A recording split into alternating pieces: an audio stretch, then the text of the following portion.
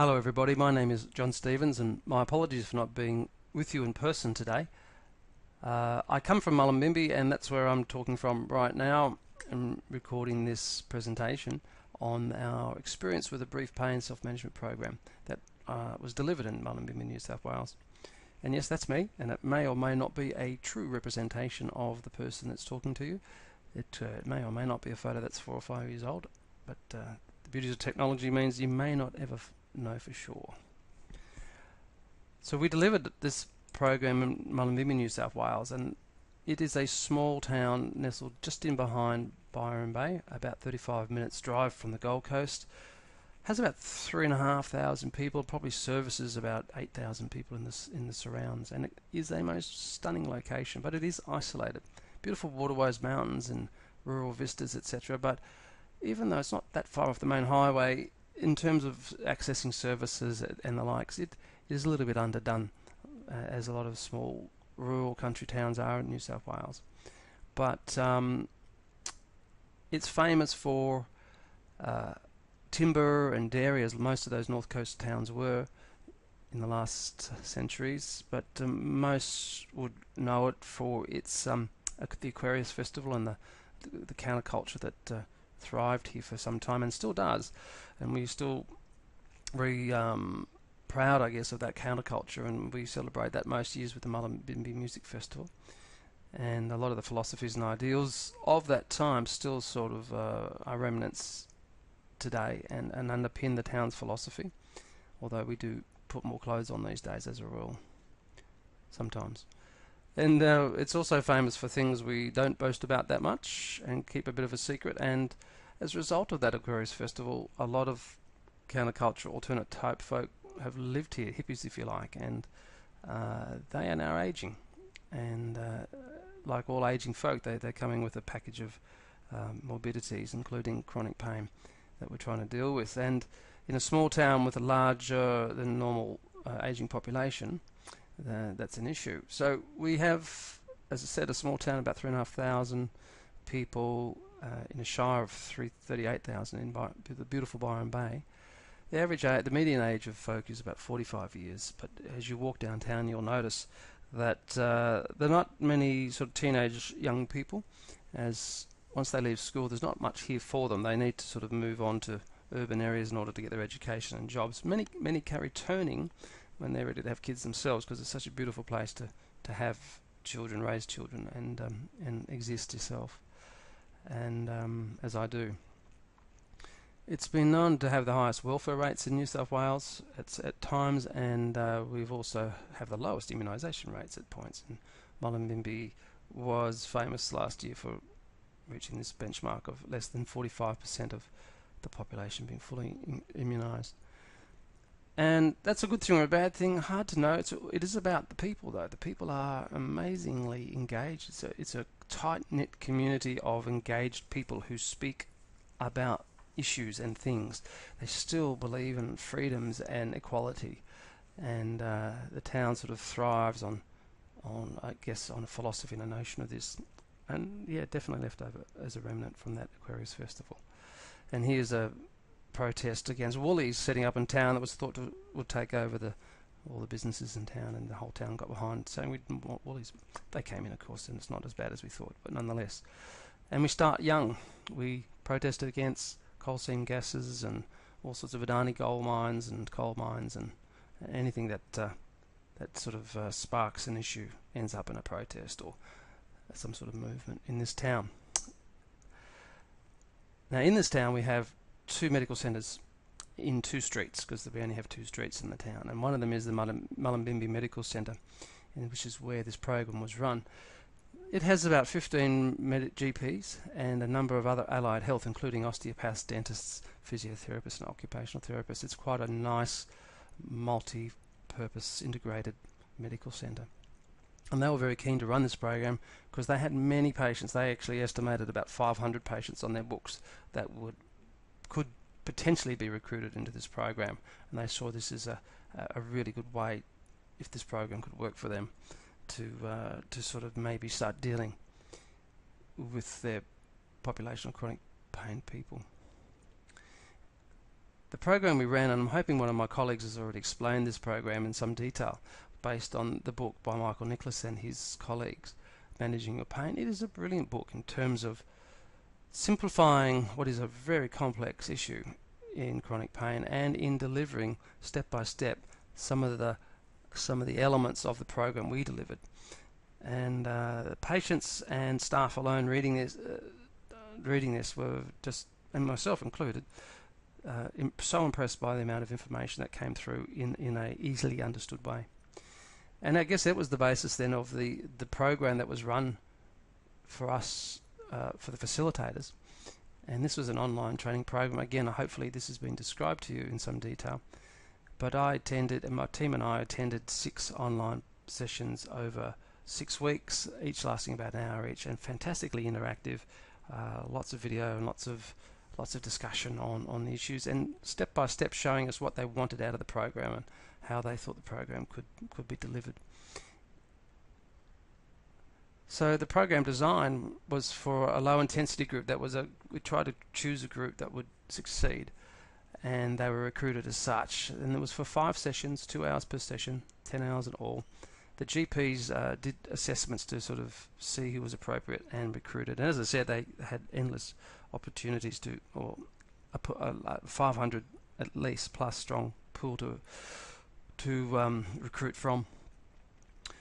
So we got session 1. We had 10 participants, which was what our aim was, and they average age about 55 years, ranging from about 28 to 70. Various sources of pain: back, feet, fibromyalgia, physical trauma, childhood experiences, acquired childhood experiences, and unknown etiologies, people who just had no idea where their pain was coming from. And on completion, after the 5 sessions, we had 7 who completed all sessions, 2 completed 3 sessions, and only 1 didn't complete more than 1 session. And then he apologised for that lifestyle just got in the way. He couldn't make the sessions, although he was very interested. The staff, I should have said that earlier, was myself, a sociologist and a registered nurse, and I led the program for the practice, and the practice nurse was engaged, and so too was an osteopath who brought some amazing skills with him in terms of pain management and problem solving. And it was a really interesting team that was based on staff at the centre. The outcomes of the program, well, a lot of those specific measures haven't been analysed yet, or if they have, they've been delivered in other papers.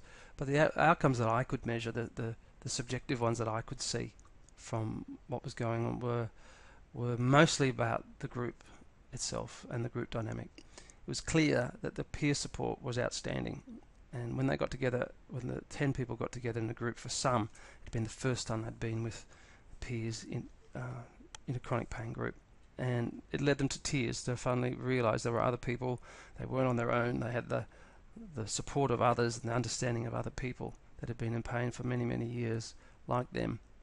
And it was overwhelming. In fact, the first 2 sessions were just dominated by the group sort of chatting and telling their stories and wanting to know more about each other. And they bonded very, very strongly as a result. The group formed strongly and has stayed strong. Most of the group meet still 9 months later. I see them in coffee shops around the streets of Mullumbimby. They wave to me, and I sometimes go in. We continue on the chats, and they would like more programs like this to be run for and with them. And unfortunately, as we'll discover later, that this current program was only supported for the one delivery, and the financial viability of these types of programs is always a problem. They swapped strategies for success and failure. They were really keen to help and work with each other, and many trying to show off the things that they succeeded with, and very, very, very open to listen to other people's failures and trying to comfort them. It's fantastic. Bottom line is they were all more confident in managing their pain by the end of the 5 sessions. There was no question about that. Some picked up new skills, and some just reinforced old skills. Some unexpected outcomes was outside the sessions, they would meet, and a number of them, 5 in fact, experimented with CBT oil. Not surprising given the region we live in that this would be available and experimented with. And in my interest, I guess, they were telling me how successful it was. So there's clearly some work to be done in this area of using cannabis oils. After hearing the stories of their peers and being comforted in that group, two of the participants also expressed how they could no longer tolerate their partner's attitudes towards them.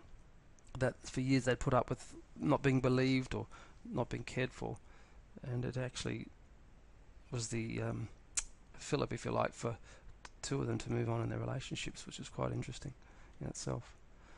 But overall, for the participants, it was very, very successful in forming a group and in developing new skills in exercise and diet and in problem-solving strategies. And most importantly, they had each other to sort of bounce off and ring each other, and the support group they got was just brilliant. So one of the outcomes we were able to measure was that it was not financially viable or sustainable for the centre. Mullumbimby, the medical centre, was really keen to keep running it, but would have to rely on volunteers, and I'd be happy to volunteer, but I guess in the long-term viability of such programs, new models have to be found, and I imagine there's lots of programs like this, very good, very successful, very powerful, but can't move on because they just don't have a financial model underpinning them. And I just like to, with my other hat on, I also am a consultant for the Society of Lifestyle Medicine, and we're currently trialling a new delivery model, I guess, of health that might be worth considering in terms of these types of programs, including this brief pain self-management program.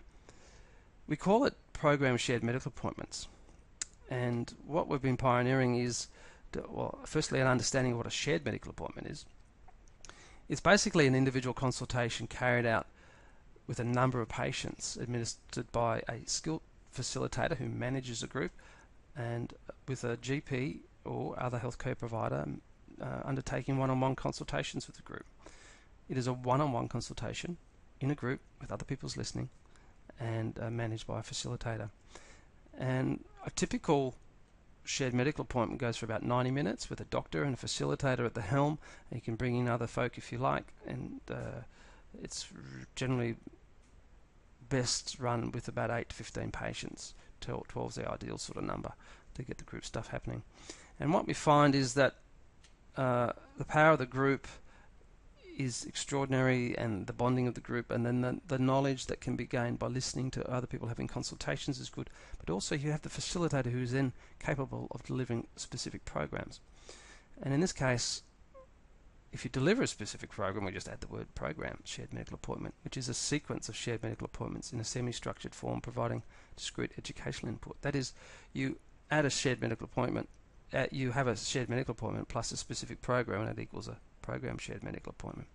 Now, the beauty of this shared medical appointment approach is that with the GP consultation as part of the process in some or all of the sessions, then the practice is able to engage the MBS and can therefore develop a financial model around the program to make it viable. We are currently experimenting and trialling programs to drop into this equation, this shared medical equation, in weight control, diabetes, stress management, smoking cessation, etc., as you can see here, and very effective Indigenous health too, I might add. But we're also now working with Michael and crew about whether or not we can trial one of these with the self-management program. We believe that in that setup, not dissimilar to the way we run it, with the occasional visit by a GP into the sessions for a one-on-one consultation with each of the clients, that we can indeed engage the medical benefits scheme and potentially develop a viable, financially viable model to underpin this fantastic self-management program that will bring so much benefit to people and works beautifully in rural areas, as I imagine it does in urban areas. It really is a way of trying to address some of the inequities that exist in rural environments. So with that in mind, I'd like to say thank you for listening and hand you back to my colleagues, and all the best for the remainder of the conference.